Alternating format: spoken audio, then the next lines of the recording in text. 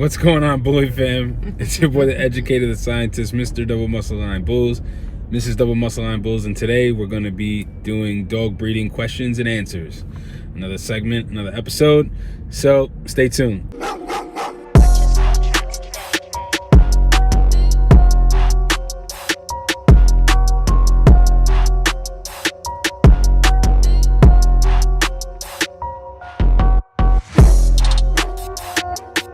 What's going on, Bully fam? So today's another Wednesday, so we're gonna go ahead and be doing some more questions that you guys have dropped in the comments. So let's get right to it. 33mm photo says, does Nutrikal work for weight gainer? My 6-month puppy been on Dine and haven't seen much of a difference. Nutrikal, I mean, I would say you could throw that into a mix if you wanted to use it as like a weight gainer. Like, I know old breeders back in the day used to use like those satin balls. If you look it up on YouTube, you could find, you know, people's recipes for satin balls. That was supposed to be like a weight gainer. You could throw a Nutrikal in that. Like, if you were already making some type of concoction, then yeah. But Nutrikal alone itself, I don't really think it's gonna put a tremendous amount of weight on if that's what you're looking to do. But the puppy is only 6 months old, so it still has plenty of filling out to do anyway, so I wouldn't stress it too much. But yeah, I mean, I wouldn't use that by itself, but it is still, buy it, you should have it. How many times have we used Nutrikal to save puppies? Way too many times. Exactly. I mean, it's a must-have. So at this point, Nutrikal, you can sponsor our video. Yeah, exactly. So at least hook us up, something. So all right, that answers 33mm's photos question. Let's see.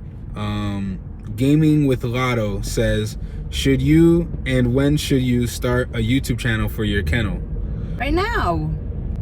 Yeah, I mean, you can start at any point in time.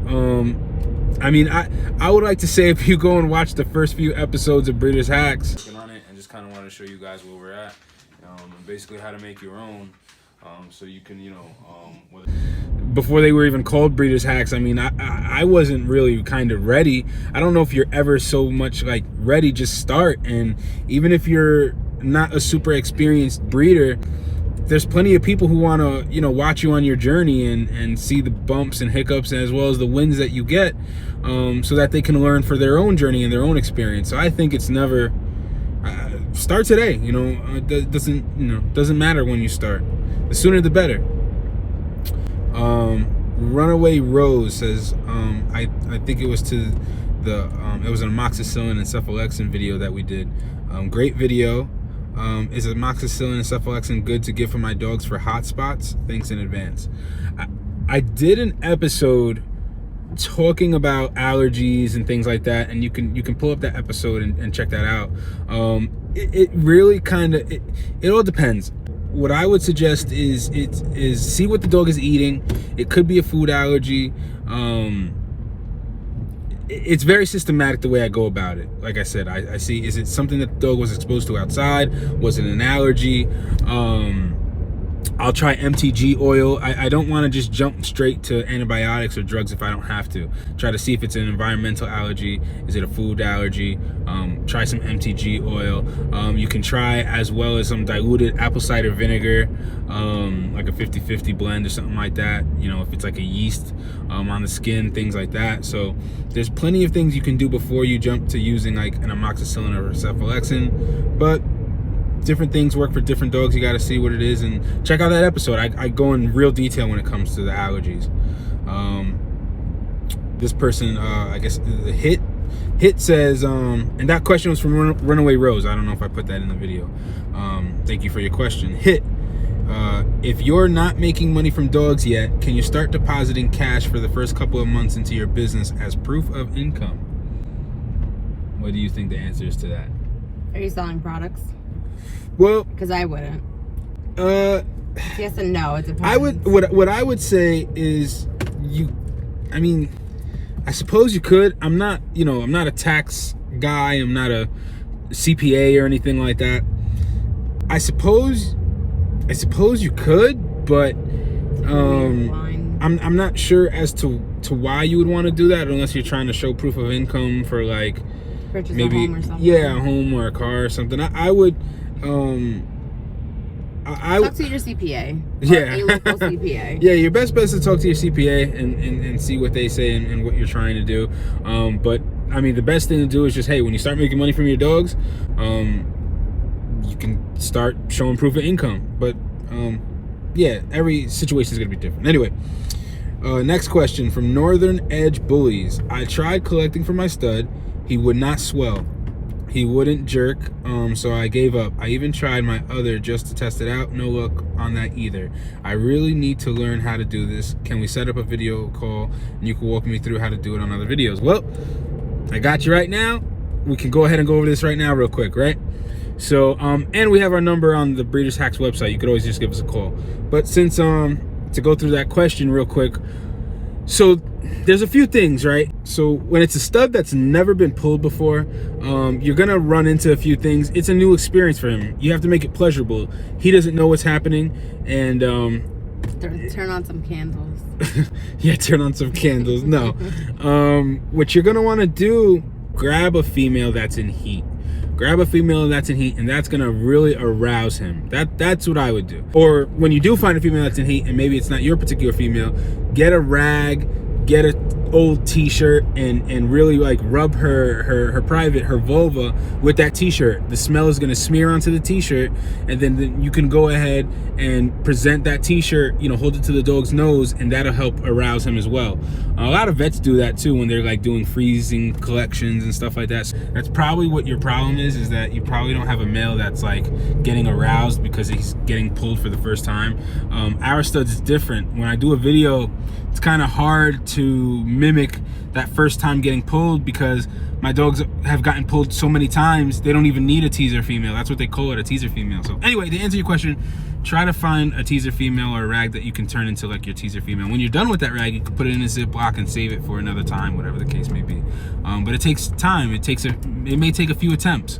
So don't give up. You can call us on breedershacks.com and could go more into that question for you if anything, and help you out. So the next question, Lalo says, yeah, they said, is Ultra 24 okay instead of goat's milk?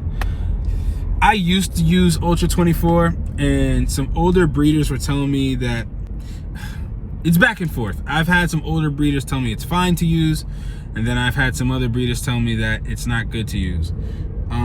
I don't use it anymore. I just use the regular goat's milk. I think that Ultra 24, it's cheaper.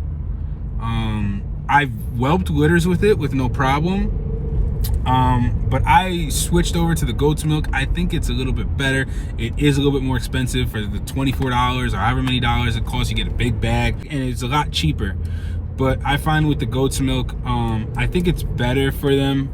The Ultra 24 is more for like, you know, calves and stuff like that. I would say go with the goat's milk if it's me. I think they do better on the goat's milk. But I have had success with the Ultra 24, but I personally don't use it anymore. Oh, the Ultra 24 is thicker than the... Yeah, I think the Ultra 24 is thicker too. And I've had breeders tell me that some of their puppies it doesn't work good with their puppies and things like that. I've always had success with it, but like I said, I moved on to the goat's milk, and I like that better, so that's what I use. The next question, Carrie Cordova says, can you please send the charts for dosing amoxicillin and cephalexa?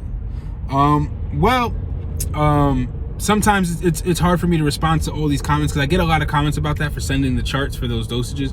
Your best bet, I'm gonna go ahead and send you the link, but what you can do is always, if you guys want to know the dosages too, you can go to breedershacks.com and search the articles, and we have an article there for dosing when you're buying, say, an amoxicillin or a cephalexin, for the per pound of weight.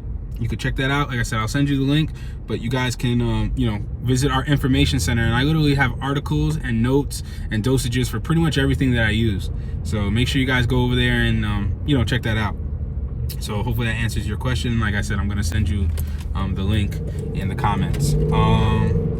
Where do you get the semen bags for collecting your stud dog? This is from Teddy Chavez. To answer that question, they come with our AI kits. So that's how you would get the collection bags. I don't really use collection bags. I use clear cups because I like to be able to see more when they stop giving the cloudy fluid with all the semen in it. Once it goes clear, the semen, I mean, you don't really need any of that. So I use plastic cups.